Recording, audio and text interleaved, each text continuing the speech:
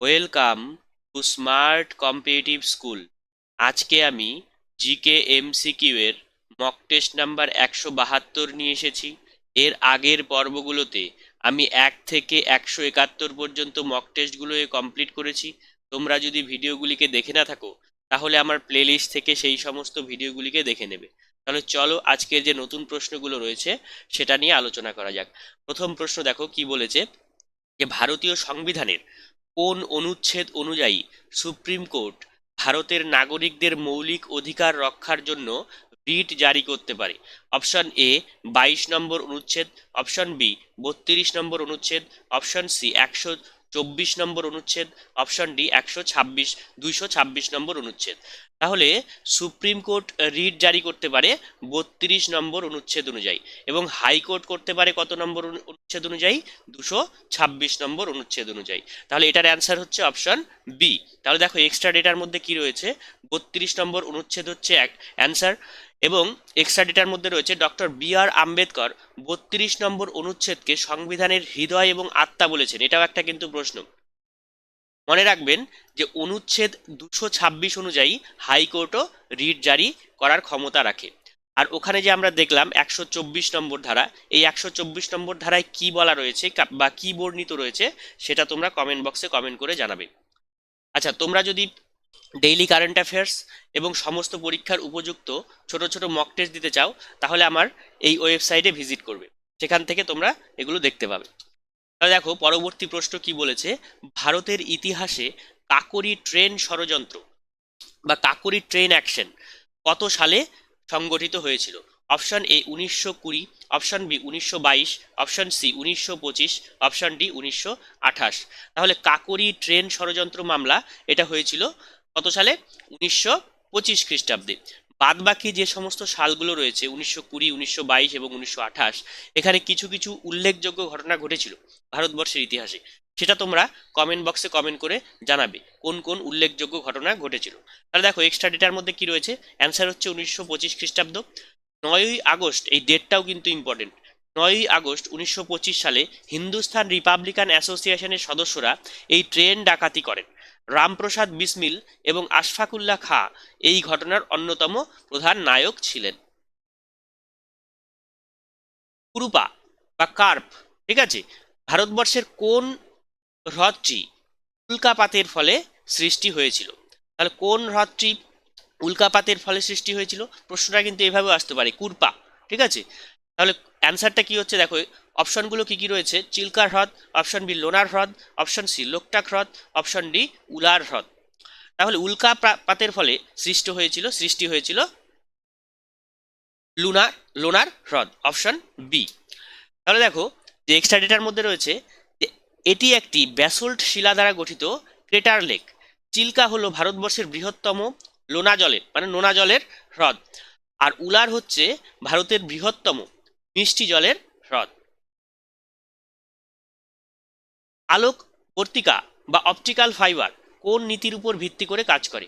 Option A আলোর প্রতিসরণ, option B আলোর বিচ্ছুরণ, অপশন সি অভ্যন্তরীণ পূর্ণ প্রতিফলন, অপশন ডি আলোর সমাবর্তন। তাহলে অপটিক্যাল ফাইবার এটা হচ্ছে অভ্যন্তরীণ পূর্ণ প্রতিফলন, এই নীতির উপর বেস করে গঠিত হয়েছে।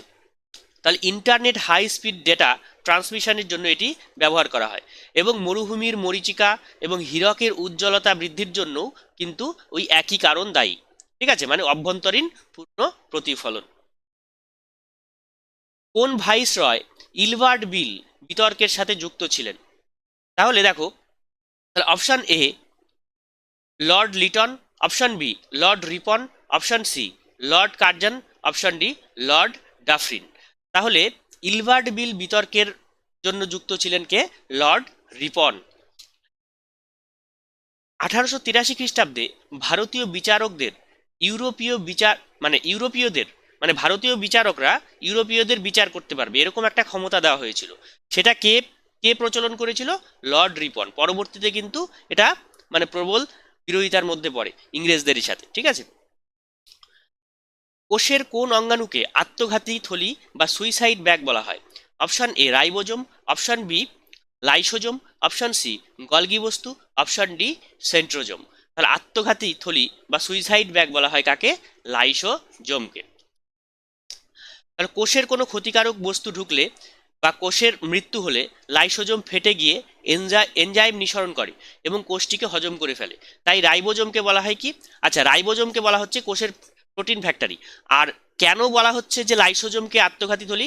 তার কারণ ও যখন কোনো জীবাণুকে ধ্বংস করতে যায় তখন জীবাণুকে তো ধ্বংস করেই, কিন্তু কোনো কোনো সময় তার নিজের উৎসেচক দিয়ে নিজেকেই ধ্বংস করে দেয়।